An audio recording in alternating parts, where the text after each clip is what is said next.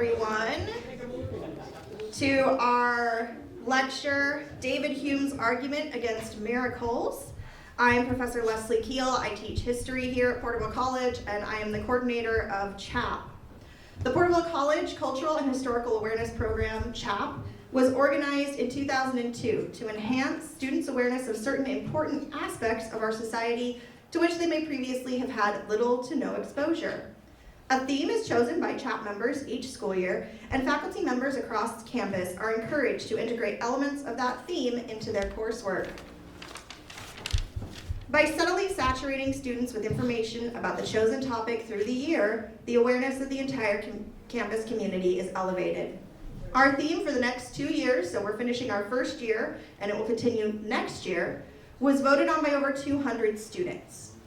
That theme is Don't Stop Believing, all things belief systems, spirituality, religion, and secular humanism. We will spend another year exploring the different ways humans have answered and wrestled with the big questions: who are we and why are we here? For those students in the audience, just keep an eye out. This fall, we are going to be putting out a survey on Canvas for the next 2-year theme. So keep an eye out and make sure that you answer that when it pops up. I hope you will join us at our upcoming and final CHAP event of the semester, which is going to be on May 1st. Our campus will be hosting a visit from the Horseless Carriage Club of America from 10 to noon. They'll be out in the quad with their cars. There will be a brief presentation, and then the cars will be available for students and community members to see. So that will be our final lineup our final event for our spring semester. But please keep an eye out for our fall lineup of CHAP events, which will be finalized this summer. We already have a couple of really fun things lined up. I want to quickly thank our maintenance staff, CHAP committee, Roger Perez, Daisy Rodriguez, and President Monteraz for all their work and support in making these events possible. Our speaker today is Dr. Matt Flummer. Dr. Flummer is the professor of philosophy at Porterville College, a position he has held since 2016. He is also the co-host, along with Taylor Sear, of the podcast The Free Will Show, where Taylor and Matt interview scholars from all over the world on their research on free will. A book based on the podcast titled How Free Are We was released last year. A quick disclaimer: the views and opinions expressed in this presentation are those of the speaker and do not necessarily reflect the views of Porterville College or its affiliates. Once Dr. Flummer is done speaking, we will open up for questions from the audience. Please, if you do ask a question, wait for me to come to you with the mic so that our recordings can pick up and everyone else can hear you. Our event will end at 8 p.m. Once the event is over, I will have proof of attendance cards for those mercenaries who are here for credit. And with that, please give a warm welcome to Dr. Matt Flummer.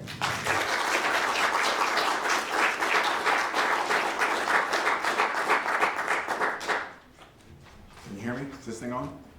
Okay. Cool. Thanks for coming. Just going to dive right in. So you see here is a picture of Barbara Comiskey Snyder. When she was a teenager, Barbara was diagnosed with multiple sclerosis, or MS. Although MS can come in milder forms, Barbara's condition deteriorated. From the age of 15 to 31, Barbara spent 3/4 of her life in the hospital, the rest being cared for at home. She had chronic pulmonary disease with frequent infections and pneumonia. A surgeon, Dr. Harold Adolph, describes her condition like this: Barbara was one of the most hopelessly ill patients I ever saw. She was diagnosed at the Mayo Clinic. One diaphragm was completely paralyzed so that the lung was non-functional, and the other worked less than 50%. She had a tracheotomy tube in her neck for breathing, required oxygen, and could only speak in short sentences because she became easily breathless. Her abdomen was swollen because her intestines and bladder didn't work. She had been unable to walk for 7 years, and she was legally blind. She could only see like one little spot. Since her bowels and bladder were non-functioning, she had an outside hookup. She also had a feeding tube because she was unable to swallow. Her feet pointed down rigidly, unable to rest against the floor. Her arms remained tight against her chest and her hands curled up inside her wrists. Dr. Thomas Marshall, who had known her for 10 years, assumed palliative care in what appeared to be the final weeks of her life. He sadly explained that the next infection would likely kill her.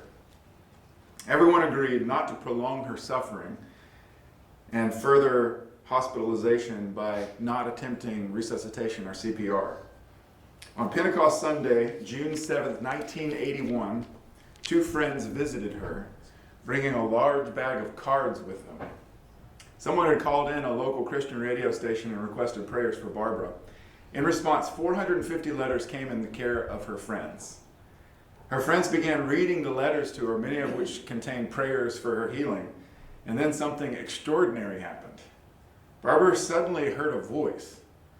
She said that it was clear, loud, and full of authority, and it came just over her left shoulder, even though there was nobody over her left shoulder. And the voice said, "My child, get up and walk." Because of the tracheotomy, she could only speak when someone plugged the hole in her neck. Her friends saw that she was agitated and plugged the hole as they usually did when they saw her like this. And she said, "God just told me to get up and walk." Her friends froze, but Barbara insisted, "Go get my family." But she couldn't wait. The sense of urgency she felt suddenly became too intense for her to wait.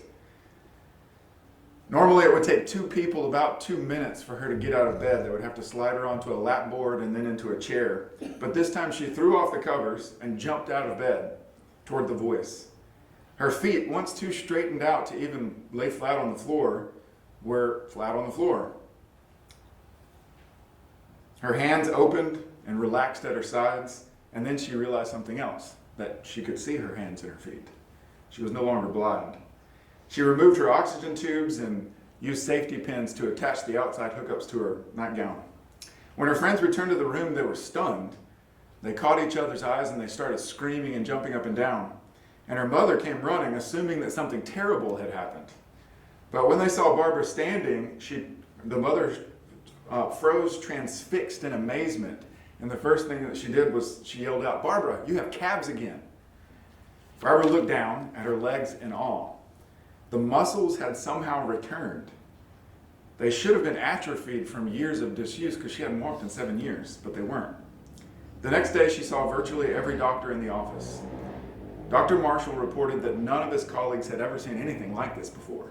X-rays even showed that her collapsed lung was no longer collapsed. Doctors soon did the surgery to reconnect all of her intestines, and her only health problems after that were complications from this new operation.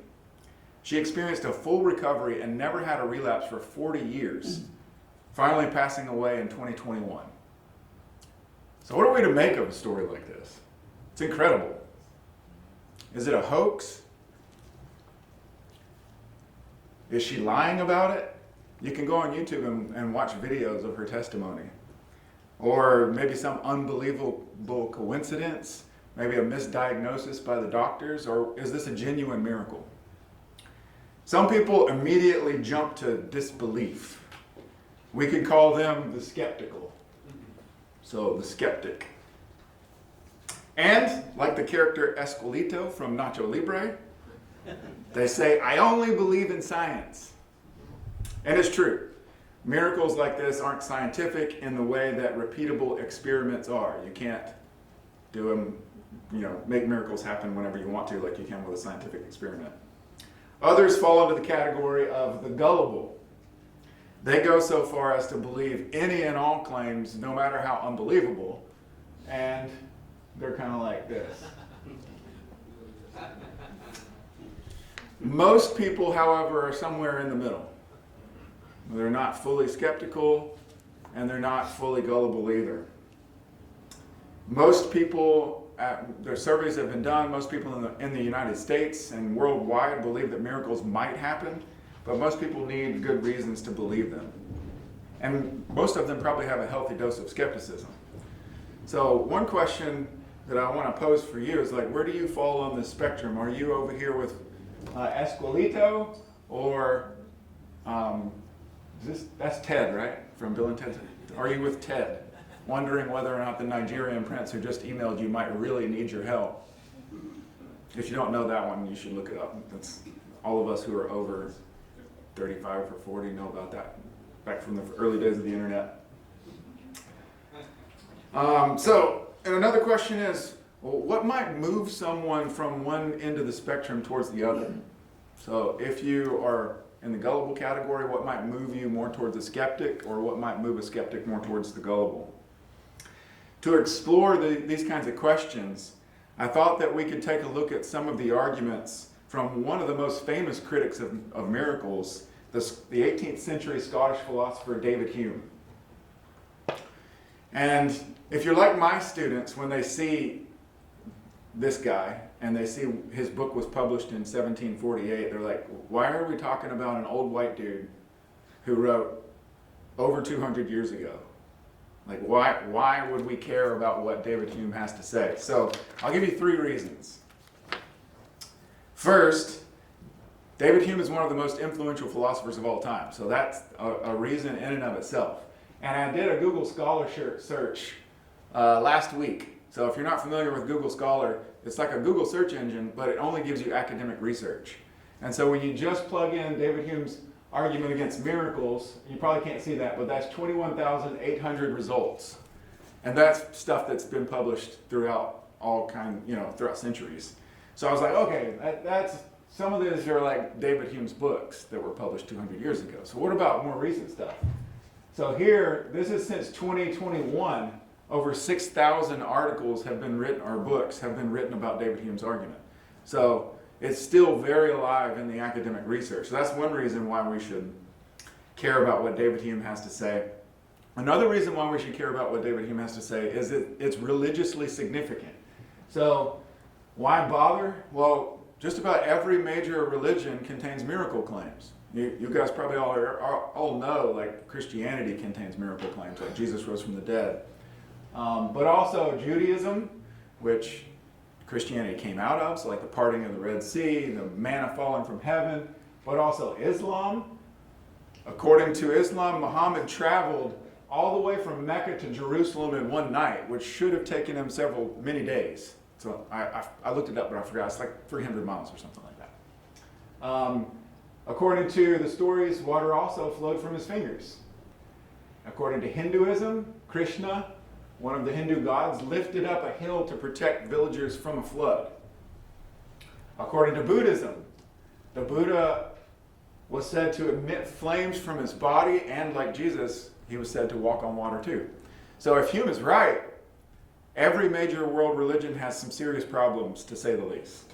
So that's another reason why it's important. And finally, the last reason is that beliefs in miracles are widespread. So I mentioned some surveys. So here's one from 2006, a Pew survey from 10 countries on 4 different continents. So we're talking about people from all over the world. Hundreds of millions of them claim to have witnessed miracles. And when we're just talking about Americans, 1/3 of Americans claim to have experienced or witnessed what they describe as a divine healing. So that's not just miracles in general, but this is divine healings.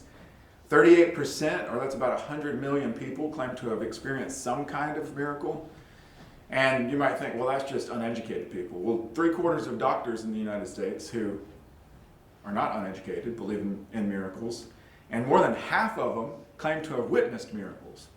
So it's an important topic. Lots of people believe in miracles. Lots of people fall into one of these religions. And so these are 3 reasons why we should still care about what Hume said, even though he's an old dead white guy. All right.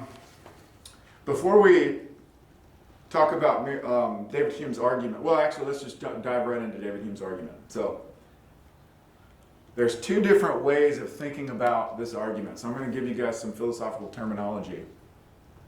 One way to think about it, over here on the left, I'm calling the metaphysical case, and on the right, the epistemological case. And these are 2 different ways of thinking about miracles. And the metaphysical case is about whether miracles are possible at all. Because if miracles are impossible, then nobody should believe in them. On your right, my left, the epistemological case is all about evidence and what we should believe. So these are 2 separate issues. And some people interpret Hume's argument as an argument for the impossibility of miracles. But I think the scholarly research agrees that Hume was actually talking about the epistemological case. So he kind of concedes that miracles are possible, but instead argues against human testimony to say that we should never believe in miracles. So here's a quotation from the book.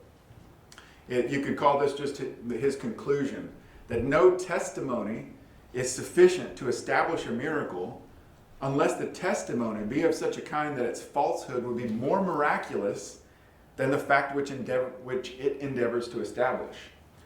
So you might not understand what the claim actually is, but we're going to kind of walk through all of it and see what reasons that David Hume gave for this conclusion.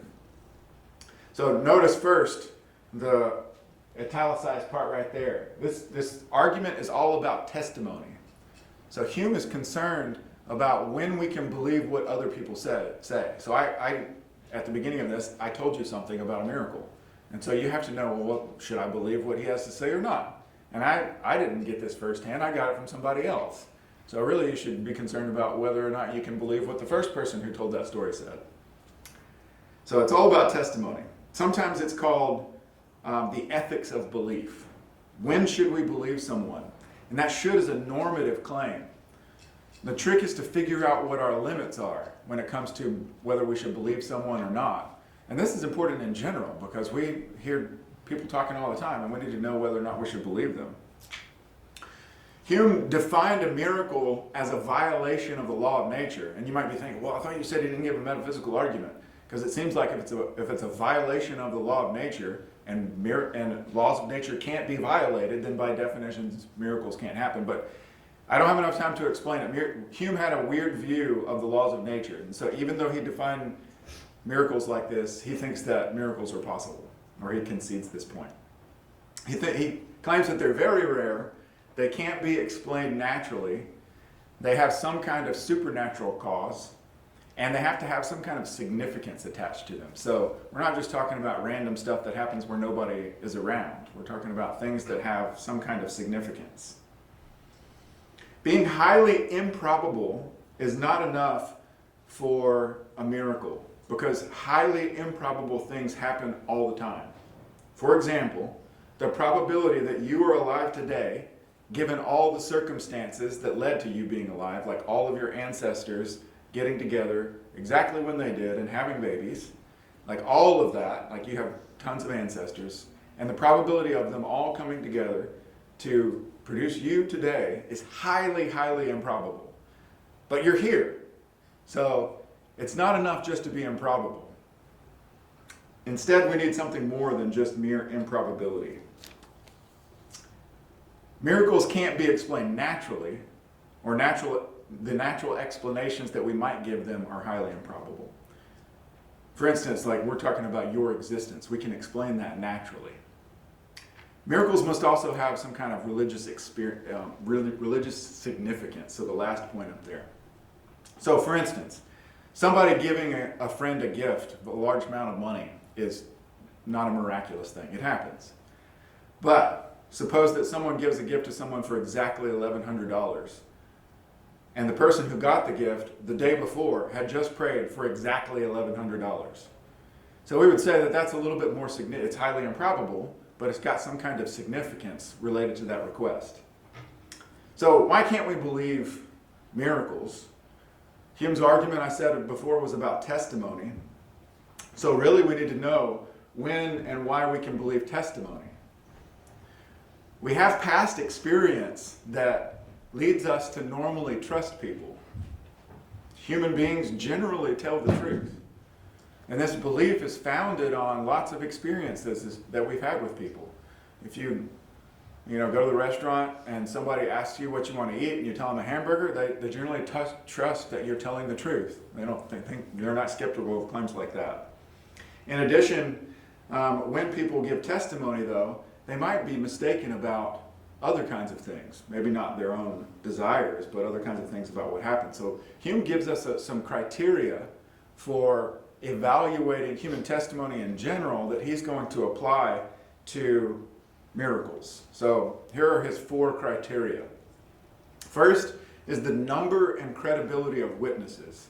So if you only have one witness for some extraordinary event that happened, you should be skeptical.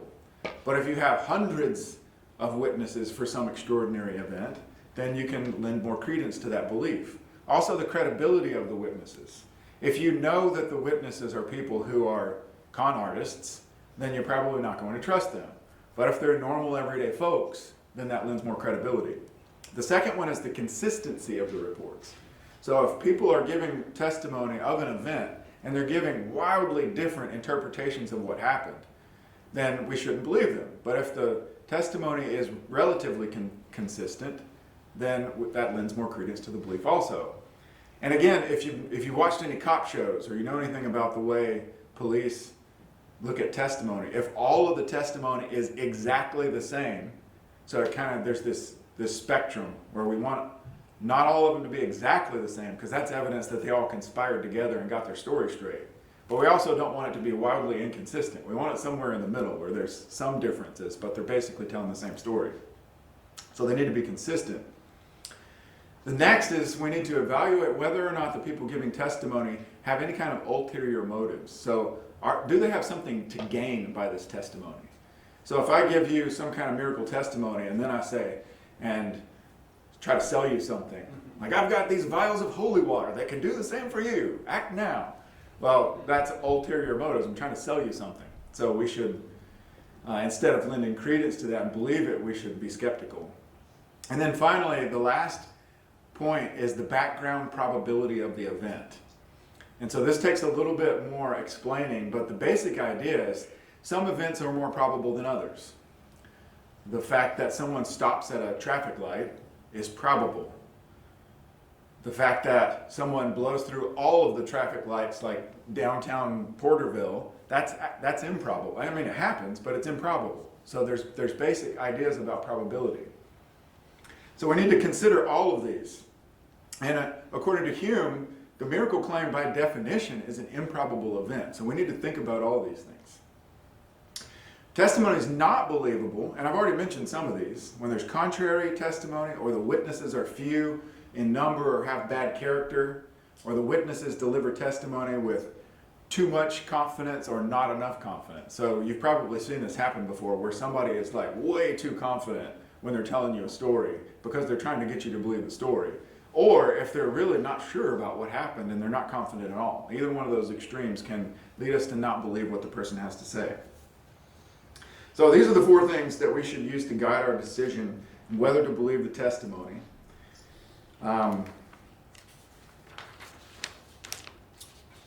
Let's consider Barbara's story again. So we're thinking about all of these pieces of evidence, or the criteria that Hume gives us. What's the probability, just thinking about the background probability, we have some medical professionals here. What's the probability that a person in Barbara's condition with advanced MS spontaneously recovers? Less than 50%? Like way less than 50%? Now, let's just say 1 in a million, just to throw a number out there. 1 in a million chance that a person with her condition will spontaneously recover. What's the probability that someone telling Barbara's story is lying, mistaken, or deceived about what happened? A little higher than 1 in a million, right? So if we look at the testimony, well, we already talked about it. So here we go. 1 in a million. If we put it on a graph or in a diagram like this, the probability of the miraculous healing, the spontaneous recovery, is 1 in a million, or 0.00001%. And I didn't know what the probability. I asked ChatGPT, what's the probability that people are lying, mistaken, or deceived, and it couldn't tell me a number. So I don't know. Let's just pick a number, like 5 to 10% probability. Does that seem reasonable? Maybe a little higher, maybe a little lower. Well, Hume's argument is when we look at the background probability and we think about the way human testimony normally works, when it comes to something like this, we should just believe what's more probable. And it's way more probable that the person is mistaken, deceived, or lying, because even though this 5 to 10% is small, it's way larger than 1 in a million probability. I mean, just orders of magnitude larger. So Hume's basic point when it comes to believing miracle testimony is that just Just believe what's more probable, because we're talking about things that are highly improbable. And this goes back to his conclusion. Don't believe the miracle testimony unless the falsity of the testimony is more miraculous than the miracle itself. So it's got to be some kind of extraordinary circumstances, Hume thinks, when we should believe the miracle testimony. Okay, so lots of people have criticized Hume's argument. This is just a summary of what I just said. And I could probably, you guys would all get bored of it way before I finish, but I could probably spend a night like this talking about each one of the criticisms of Hume's argument. Because like you saw earlier, there's been 6,000 things written about this just in the last 4 years. I'll just give you a summary of some of the criticisms. So we talked about his definition of a violation of a law of nature, as the definition of a miracle. Some people attack that definition and say, well, Hume's kind of stacking the deck in his favor, and we should maybe define miracles in a different way. Most people, however, focus on the requirements for believing in testimony. And there's a lot of stuff in the ethics of testimony, or the epistemology of testimony, that's been written about this, and when we should believe people and when we shouldn't. So according to this line of thinking, a lot of people think that this might lead us to excessive skepticism about what other people have to say. And so if we go this route, we're going to be ending up having to reject a lot of what people say, and a lot of academic disciplines, they require us looking at what people say about stuff. So disciplines like science, if you didn't actually make the observations yourself, you're relying on people's testimony of what those observations were. Things like sociology and anthropology require looking at what people say about different things. So historical facts as well rely heavily on written testimony about what happened. Even everyday social knowledge with our interactions with each other. A lot of scholars are worried that if we go Hume's route when it comes to believe the criteria for testimony, it's going to set the bar way too high, and we're not going to be able to believe stuff that we all believe all the time. So that's one route you could go. But instead of going these two routes, I'm going to go a different route. Instead, I'm going to focus on our background beliefs, or some people call it a worldview. My contention is that beliefs about the world that we already have will in some way predetermine us to either be highly skeptical or maybe even highly gullible about miracle claims. One way to demonstrate this, and this is not new, I got a lot of this from other people, so it's just pretend like I'm teaching you a class. This is not my new research. This guy named Thomas Bayes, who was a contemporary of Hume, came up with a whole theorem about how to evaluate probability. And it looks like a complicated mathematical formula, but I'm going to explain the easy way of thinking about Bayes' theorem. It has two core ideas. So this sometimes is called Bayesian reasoning. And the two main ideas, it starts with how likely something was before the evidence. So this is a claim about your prior belief about how probable something was before you even see the evidence. Sometimes it's just called priors. The second part is how strong the evidence is. So when you're presented with evidence, some evidence is stronger than others. And so when you're presented with strong evidence, that gives you reason to change your belief. And when you're given weak evidence, maybe not. So a lot of this has to do, one thing I need to make clear is when it comes to belief, for this kind of argument to work, it relies on thinking about beliefs as coming in degrees. So sometimes when people think, well, do you believe this or not? They think it's all or nothing. You either believe it and you're 100% certain, or you don't believe it and you're 100% certain. But really, most of our beliefs come in degrees. There's some variation in percentages. Like I actually had a discussion today with a 10th grader who thinks that the moon landing was a hoax. And so he gave me all of his evidence, and he's like, what do you believe? And I'm like, well, I don't know. I'm like 60 or 70% positive that we landed on the moon. Like, is it beyond all reasonable doubt to think it might have been a hoax? I don't know. So I don't 100% have certainty that we landed on the moon, but I don't disbelieve it either. And I think I watched the Mythbusters episode on it, and so that was pretty convincing. So that puts me up in the 60 to 70% range. So it requires thinking about that, the beliefs in that way. So let's use an example. Suppose that you lost your keys. Where would you look? Before seeing any evidence, you probably already have a good guess. You already have a prior belief about where your keys probably are. They're probably in your house somewhere. They're probably not on a park bench somewhere. But let's suppose that a friend of yours came in and said, hey, I saw your keys on a park bench. So what should you do? Well, it depends on what your certainty of your prior belief was. If you're like pretty certain that your keys are in your house somewhere, then you're going to like dismiss this friend of yours when they say that they saw your keys in the park. And like, those weren't my keys, those are somebody else's keys. And even more, if your friend is, sometimes not very reliable, you'd be like, yeah, I'm looking in the house, I'm not going to the park. But if you think your friend is like super trustworthy and very accurate in their perceptions, and you think that you should listen to them, you might go check the park. But it all depends on how probable you think that the keys were in the house in the first place. Like if you're 90% certain that your keys are in the house, you're probably not going to believe your friend at all. I'm not going to waste time like that. I'm going to look in the house. So we're using Bayesian probability or Bayesian reasoning to assess or weigh these two things: the probability that your keys are in the house versus the accuracy or reliability or how strong the evidence is that your friend gives you when they give testimony that they thought they saw your keys in the park. The Bayes theorem this is a mathematical formula, so they do all the math and then it spits out a probability and gives you the probability that you think that this thing is true. So that's the basic idea for Bayes theorem. We can apply this to Hume's argument against miracles. Your prior belief in the laws of nature, something like people with severe MS don't instantly recover, has been confirmed multitudes of times, if we agree that it's probably a 1 in a million chance. The probability of this changing is very, very low. But now you've heard testimony that Barbara was instantly healed. So now you ask, is it more likely, given your prior belief that is unlikely, that Barbara was miraculously healed? Or, like Hume said, is it more likely that she was somehow mistaken or that she's lying?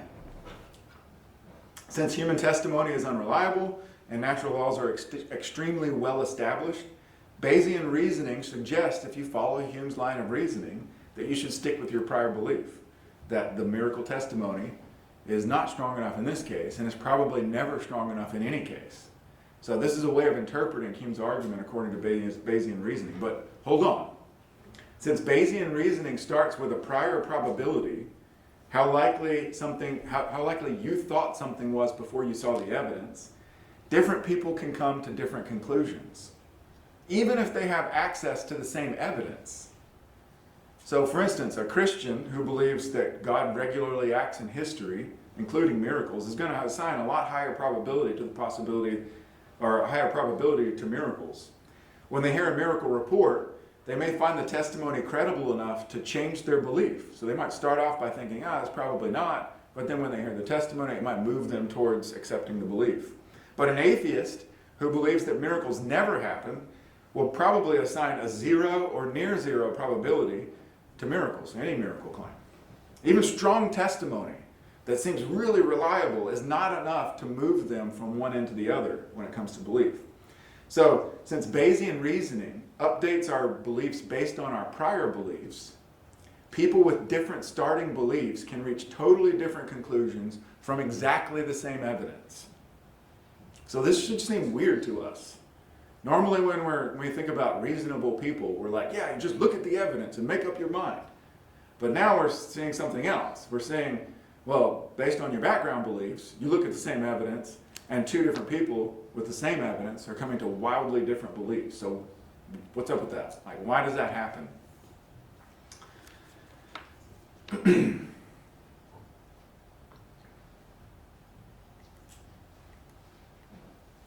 One reason why it happens is that we have built in, you can call them worldviews, you can call them presuppositions. They're kind of sets of beliefs about the way the world works. And most people don't have a well thought out worldview. There's been lots of research on this over the last 20 years. And most people actually don't absolutely hold to one of these two worldviews. Most people are kind of like grab bags. So in the research that I saw, they call them syncretists. which means that they have a little bit of this worldview and a little bit of that worldview, and so there's sort of like a mixed bag. But when we're thinking about this philosophically, we want to think about what these worldviews are, and they give us kind of a picture of where people are coming from when they assess evidence. So I've got two types of worldviews up here on the screen. One that we can call naturalist, and I'm not talking about a naturalist who loves nature and likes to go out into nature like John Muir and the Sierra Club. I'm not talking about that. I'm talking about someone who thinks that nature is all there is. So a person who thinks that nature is all there is, they think that everything that exists, people, stars, animals, emotions, everything, can ultimately be explained by natural sciences. It's a natural thing. For the naturalist, in this sense, the universe is just a vast collection of particles and processes ticking along on its own according to fixed natural laws. That's it. That's ultimate reality. There's nothing else. Only the stuff that science and the scientific processes say that are there, the kind of things that they study. A supernaturalist rejects that. So notice the only difference is the not right there. Nots are really important. Nature is not all there is.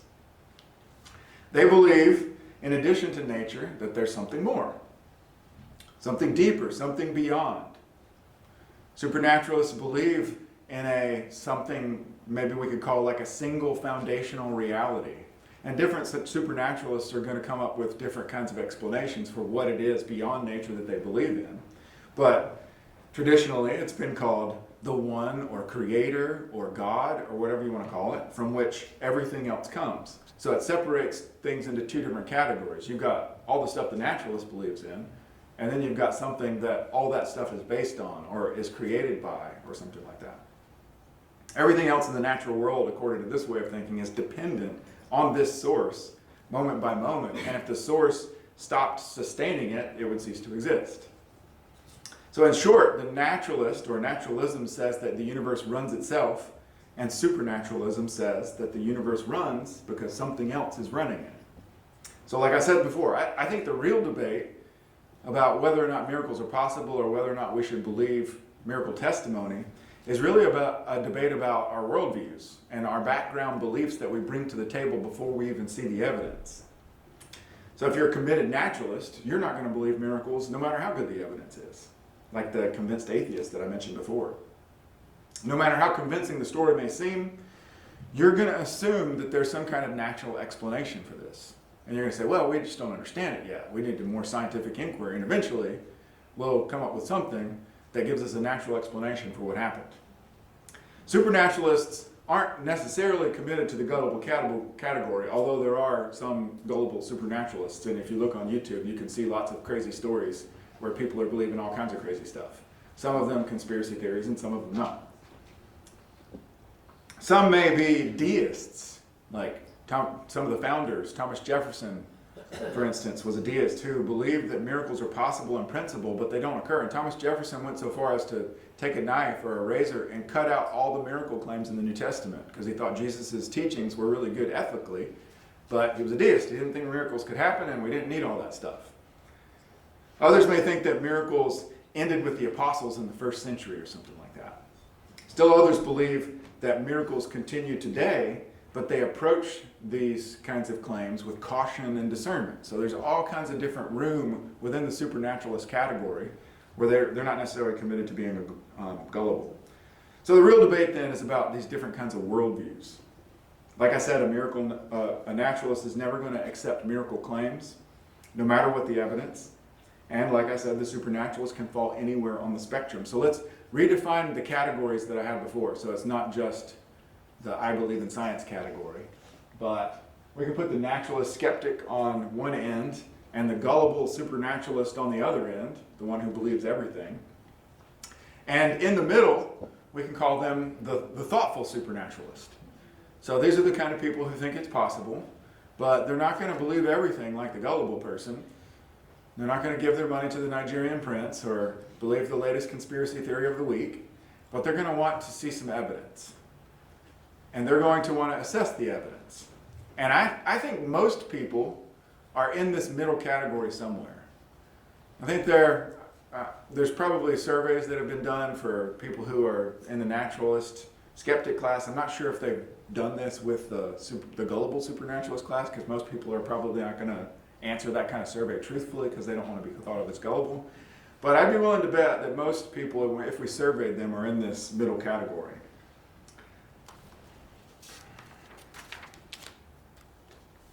So our big question that we're thinking about is the naturalist worldview the correct worldview, or is the supernaturalist worldview the correct worldview? How do we assess a debate like this? Again, just like it was for the criticisms of Hume, I don't have time to give you well thought out arguments for going one route versus the other. I can give you a quick summary, and then I want to change the topics just a little bit. So, why do some people believe naturalism? Many people favor naturalism because of its track record. Natural explanations have given us a really good scientific track record. Like, we have lots of cool stuff because of science. And so the naturalist says, just look at the success record of science. They've given us all this cool stuff, like YouTube and TikTok. All this amazing stuff.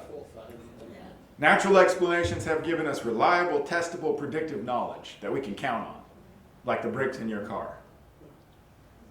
This runs across physics, biology, psychology, and neuroscience, all of the scientific disciplines that you're going to go study one day if you transfer to another college or university. The naturalist argues, if these methods have worked so well, why assume that we need anything more? Some add that, in addition, they don't think there's any evidence for a supernatural world anyway. Others point out that naturalism is simpler. And if you've ever heard of Occam's razor, if we have different competing explanations for something, and we don't really have a good reason to believe one rather than the other, then we should believe the one that's simpler. And they say that naturalism is simpler. It doesn't multiply explanations or posit invisible forces or anything like that. It just sticks to what we can observe and measure. So that's a whole nother talk, just to talk about why people might believe in naturalism. We've got lack of evidence, simplicity, sticks to what we could observe and measure. But others say that naturalism leaves out too much. And this is a whole other set of arguments too, of why people think naturalism is not enough, and they move from naturalism to supernaturalism. So one of the big ones that has led several philosophers to reject naturalism is the problem of consciousness. Sometimes it's called the hard problem of consciousness. And these philosophers, some neuroscientists too, say that naturalism can't explain all of what happens in the brain. It might explain brain activity, like the neurons firing, but it struggles to explain the experience of being you. What it's like to see red or feel pain or joy. These are subjective experiences that philosophers call qualia. They don't easily reduce to chemical signals or patterns in the brain. So that's a whole set of arguments that you could probably read for the next 10 years and not ever run out of stuff to read. Then there's the question of why there's something rather than nothing. So some people have rejected naturalism because they've thought about, like, not just the beginning of the universe, like what caused the Big Bang, but why there's something in the first place. Wouldn't it make more sense that there's just nothing exists? Like, why does it come into existence? So some people think that that's a reason for favoring supernaturalism. They might say things like naturalism can explain the universe once it's already in existence, but it can't explain its existence in the first place. And others point out that there's all these other kinds of things that naturalism can't explain, like moral truths and rational thought or fine-tuning. There's been lots of arguments in the rational thought section of that, recent, like in the last 20 years, where they think if thought just is neurons firing and if one event happening after another, then it's not rational at all, because we need something more. Because if they are just one event happening after another, then all of your thoughts could be explained by things that happened shortly after the Big Bang, because one thing just happens after another. And it doesn't seem like the thought is rational if it can be explained by non-rational things. So that's a whole other set of arguments. Each of these probably deserves its own presentation, and maybe we can have, if you guys want to vote for something, we can have a whole season of CHAP where we talk about naturalism versus supernaturalism, and have people give their arguments. I think that would be cool. I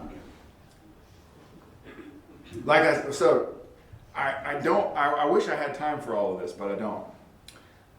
And I've already suggested that I don't think most people are at the extremes. I think most people are somewhere in the middle category.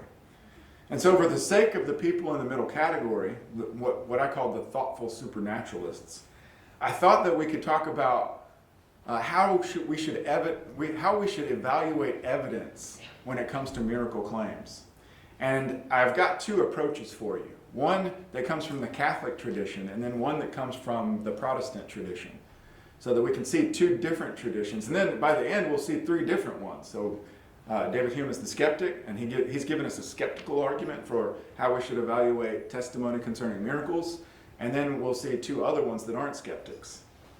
So the Catholic method, they've actually got a rigorous and systematic method for determining whether a miracle is genuine. If you never looked this up, it's fascinating. Sometimes it takes years or even decades for a miracle to be evaluated and then affirmed by the Catholic Church.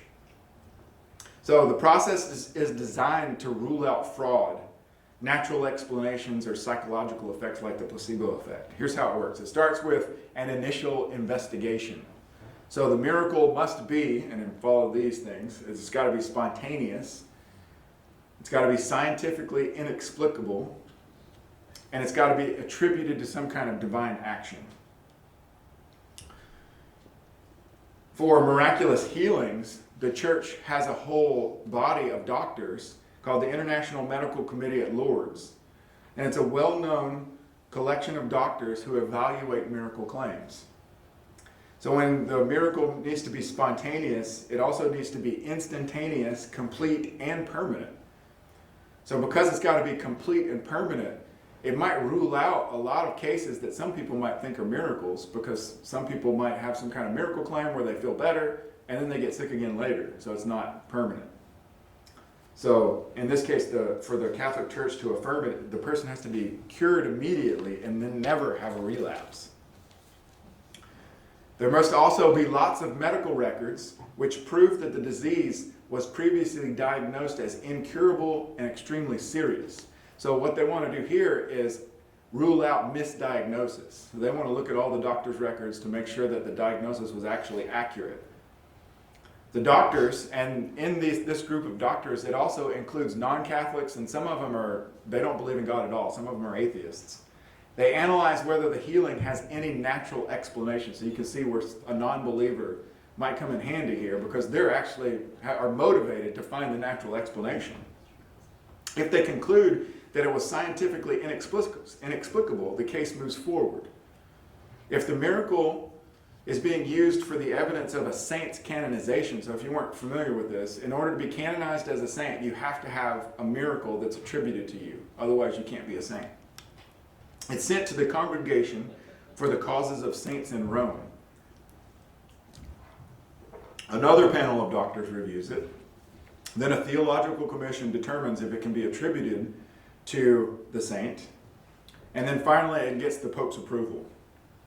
If the investigation finds no natural explanation and spiritual evidence supports divine action, then the church declares it officially as a miracle. And like I said before, this process could take decades, depending on the case. The Catholic Church is super cautious about claiming that something is officially a miracle, and they would rather rule out a true miracle than to approve a false one. So that's their MO. And to see this, I thought we could look at this. This is really cool. This is Carmen Elena Rendiles Martinez, and she was just canonized this year. She is Venezuela's first female saint, canonized earlier this year in 2025. She founded the Servants of Jesus at Caracas, a religious order devoted to service and prayer. The church began investigating her life and legacy in 1995, and now it's 2025, and it's finally official. After years of careful study, they had over 50 sessions with testimony from more than 40 witnesses. Pope Francis finally approved the miracle in 2017, and then they canonized her in 2025. So what's the miracle? There was a Venezuelan surgeon named Dr. Trinet Durand de Branger, I think that's how you pronounce it, a healing that became the key part in Mother Carmen's path to sainthood. In 2003, Dr. Durand de Branger was performing a complicated surgery on a patient with a tumor. She was the lead surgeon when suddenly her right arm was struck by a powerful electric shock from an exposed wire. The current burned through her surgical glove and severely injured her index finger and thumb. Both the patient and the doctor survived, but her arm was left in constant, unbearable pain. Over the next few months, she consulted more than 20 specialists. None could explain the pain, and none could stop it. Eventually, surgery was scheduled to try to save the arm, but there was real risk that she might lose the arm entirely. They might have to amputate. On July 18, 2003, before heading to the hospital that day, Trinette stopped at the Belen School, home to the Servants of Jesus of Caracas. There she met Sister Maria San Luis, who is the blood sister of Mother Carmen. As they spoke, the nun looked Trinette in the eye and said, "Mother Carmen will heal you." Together they entered a small oratory where Mother Carmen used to pray. Inside was a painting of the nun, an image that Sister San Luis had asked Trinette to help restore. As Trinette stood before the painting and prayed for healing, she felt a wave of heat rise up from her head and move down her arm. The sensation was so intense that she briefly lost consciousness. When she opened her eyes, the pain was gone. Her arm was completely healed, and she no longer needed a splint, nor did she need surgery. They had to cancel the surgery. She had been restored. To this day, Dr. Trinette Durand de Branger remains fully healed. Her recovery was not only documented by her doctors, but also by her family and her community. And so after years of careful examination, the Vatican declared that the healing, according to their rules, was an official miracle. It was this event that led to Mother Carmen Rendiles to be canonized as a saint. So the Catholic method is one of few religious institutions that have like a set process for determining whether or not a miracle claim is valid. It's slow, it's strict, it's deeply rooted in both science and theology. They have a lot of theological aspects of it too. And so this is, I think, a powerful example of not gullibility, but someone who's trying to evaluate the evidence honestly. So that's a Catholic approach. A Protestant approach is, I'm going to give you the one that's put forward by a philosopher named J.P. Moreland. So he argues that we can discern whether a miracle occurs with what he calls the intelligent agent principle.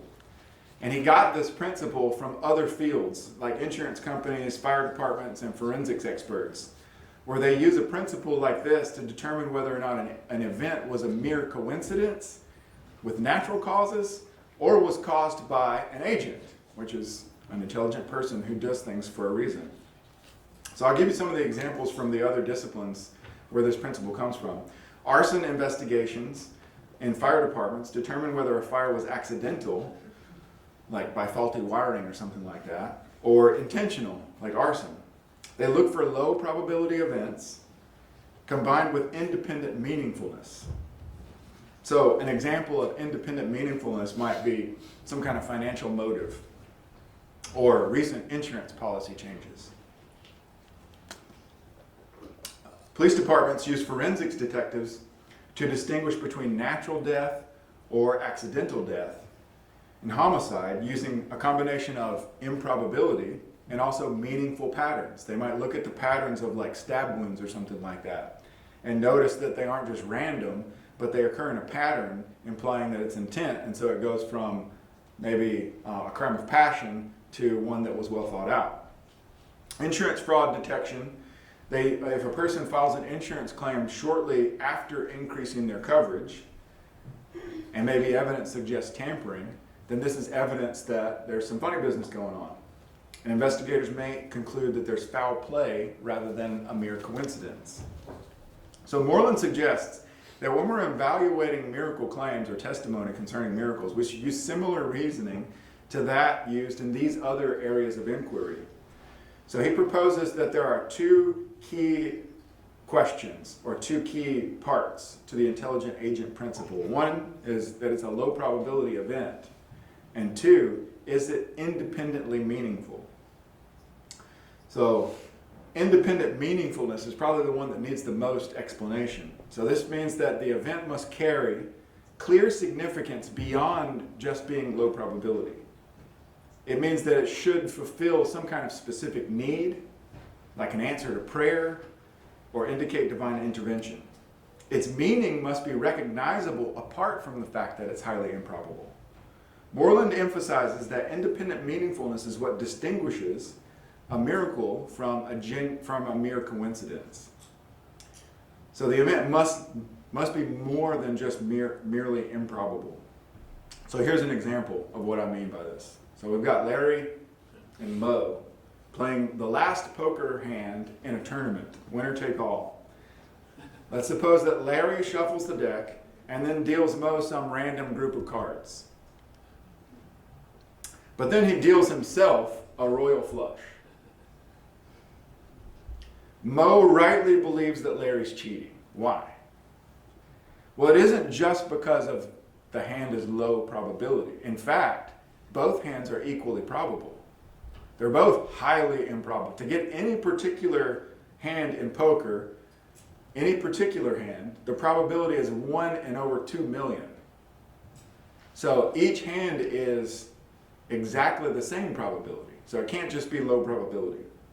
In fact, there's 4 different ways to get a royal flush, which is the best hand in poker. So that means it's more improbable to get the random hand than it is to get the royal flush, since you've got 4. So you just divide 2,598,960 by 4, and that'll give you the probability that you got a royal flush. So what makes Mo right in believing that Larry is cheating, even though his hand is maybe slightly less probable, is that it's the combination of very low probability plus the specialness of the royal flush. According to the rules of poker, the royal flush is the best hand. So it's this low probability plus specialness that leads us to believe that something was done on purpose by an intelligent agent rather than just random events with a natural cause. Now suppose that someone prays for healing from a terminal illness and they recover in a way that doctors can't explain. The healing is both highly improbable, medically extraordinary, and independently meaningful, meaning that it directly answers a prayer, fulfilling a purpose. Or consider a person that's lost in the wilderness and they pray for a sign, and immediately they see a bright light leading them to safety. This would also meet the 2 criteria. It's highly improbable and it's tied to a request, so that makes it special. We can contrast this with mere coincidence. If a highly improbable event occurs but has no clear meaningful connection to any purpose, intent, or request, it may be remarkable, but it's not necessarily a miracle. For instance, winning the lottery is highly improbable, but it's not independently meaningful because people win the lottery all the time. And it doesn't necessarily align with an intended purpose. Or a rare natural event like a meteor striking in your backyard. That's highly improbable. But even though it's improbable, it lacks the specificity needed to indicate intelligent agency. So while this method is not as rigorous as the Catholic method, in short, Moreland's method ensures that a miracle isn't just like an astonishing event. It must be both extraordinary and purposeful, suggesting that there's some kind of intelligent agent at work. It gives us a practical, common sense framework for evaluating miracle claims, one that aligns with methods used in everyday fields like law enforcement, insurance and investigations, and fire investigations. By asking whether an event is both highly improbable and independently meaningful, we move beyond mere wonder and into the realm of reasoned belief, so in that category, in the middle.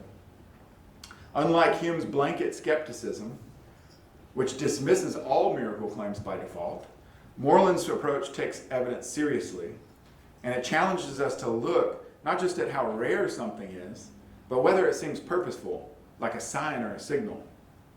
So where does that leave us? We've seen that evaluating miracle claims isn't just about evidence, it's also about the background beliefs that we bring to the table. It's about the lens that we view the world. And it's also about evaluating evidence if we're in the middle category and we're not just leaving them at the door. Are we open to the possibility that something beyond nature might sometimes intervene? Or do we believe that nature is all there is?